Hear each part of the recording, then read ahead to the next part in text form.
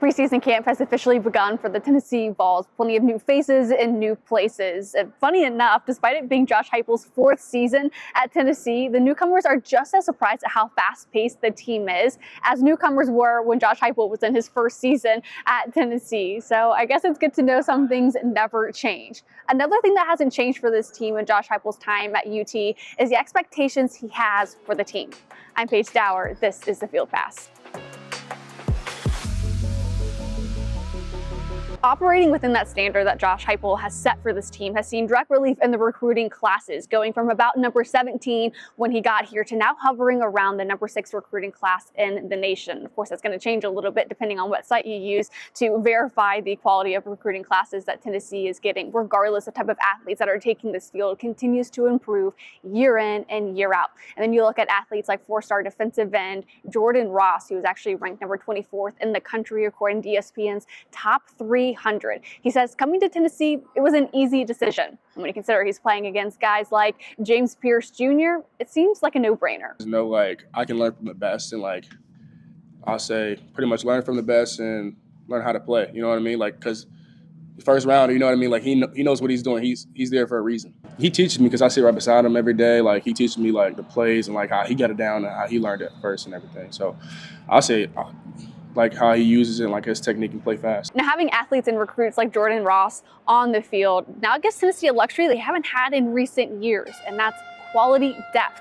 It's a reality now that has players like Omari Thomas quite excited because maybe it means they get a bit more rest in those games, which I guess in turn allows them to be fresher when they get deeper into the season. We got so much depth. It's really good, and it's good depth. We have a lot of guys who play at a high level, rotating, and we're big guys. We get tired, so you always want to have people to rotate, and that's something that we necessarily didn't have when I first got here, or maybe the year after that. But it's grown to that, and they've just continued to recruit, continue to get guys in here, and just us, the people who have stayed here, just continue to grow and mature. I feel like now as a defensive line, we have real veteran, probably the most veteran team on the group. So. Now, while Heupel won't put a ceiling to the expectations that he has on the team, there's certainly a floor to the expectations. And Omari says it's simple. They refuse to be complacent. I've just seen this program continue to not get complacent. We continue to grow. Everything we do is just we like to have fun with what we're doing. So it's good. And just seeing the program really just grow from just the culture, all aspects around it, just everyone buying into the program, really loving what we do here in Tennessee. So that's been the biggest change for me, is just seeing everybody buy into what we do. Deshaun Brame was another big get for Tennessee. When you look at their 2025 recruiting class, they're able to get him to flip from Oregon to Tennessee. And that's not the first time the Vols have been in a situation like this. Let's look at Ricky Gibson, who is now a sophomore defensive back for the Vols, but was once in a similar situation when he was committed to Mississippi State. And despite being deep into that recruiting process, Tennessee stayed hot on the trail for Gibson. And it was actually that pursuit that allowed him and influenced him to trade for the orange and white. Coach Heupel really cares about his players, and not only him, but the whole coaching staff. So throughout my process at Mississippi State, they stayed on me as a staff. They really showed how much they cared and they wanted me, and how much they trusted me as a player and as a person. And so that just did a lot for me, and so I ended up committing here. And Ricky Gibson will tell you everything that the coaching staff sold him on during the recruiting process has more than come true since his time being here at Tennessee. All of it is definitely true. He's lived up and passed my standard of and my expectations of what a coach should be. And he continues to do that day in and day out. He's consistent. Every coach is consistent with their character and who they are, with their coaching ability and how they push you and hold you accountable. And so I'm really thankful for everyone. From the first day he got here, he said who he is, and that's the only thing he's shown us. So it's good to just know he comes in every day being consistent, and that's what we try to do as a team, come in every day, be consistent. So it's good when you have someone who's the head ball coach for us, who comes in every day and speaks and actually acts on what he speaks. So it's good just to easy to follow and do that and come in and do the same thing every day. It's a great thing because coming in, I didn't expect it to be a big family, but I can see now it's really just one big family, away from home. How much of that was a selling point to you then? A lot of, really, since I started getting recruited.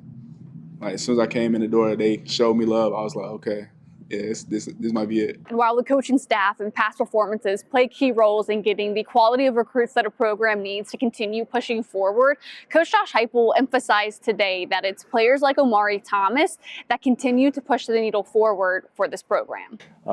They've seen this program change a bunch. They've been a huge part of the change here inside of this building and who we are and how we operate. And they're a big part of the recruiting process. At the end of the day, when recruits come on campus, your players are the biggest touch point, sales point for what it's like to be a Vol, and they've been a huge part of that as well. You know, that group, Omari is one of the guys that you named. Just, you know, the journey that this program's been on, how we've navigated the success that we've had. There's more out there. We understand that. We're working towards that every day. But those guys have been a huge part of changing the trajectory of Tennessee football. We find our pride just in being able to dominate. We want to dominate the line of scrimmage. We want to play on the other side of the line of scrimmage. So when we're doing that, that's just something that we talk about with each other. Like, it's us. Like, we got to be able to dictate how this game go. And I feel like that's just a mindset that a lot of us defensive line has put in our heads, and we embrace that to each other, linebackers, so everybody know that we all got the same mindset. We need to dominate. I'm all about getting the right guys in our program. That's all. I'm all about that, creating a great culture here and building that and keeping that. And that's what we're trying to do here. And so it's very important that we get the right players, the right people in here to continue to climb. So I'm all in. So there's plenty of excitement within this team, and you heard from a couple of those freshmen earlier in this piece. And if you want to hear more from those freshmen, you can obviously go back to the bonus tab on the homepage and listen to the full press conference with them and, of course, with Coach Josh Heupel. We'll be back here on the practice field tomorrow for another post-practice recap. So make sure to subscribe so you don't miss out, and to obviously support me and Jimmy Himes here at Full Disclosure. But thank you so much for watching and listening, and we will be back tomorrow.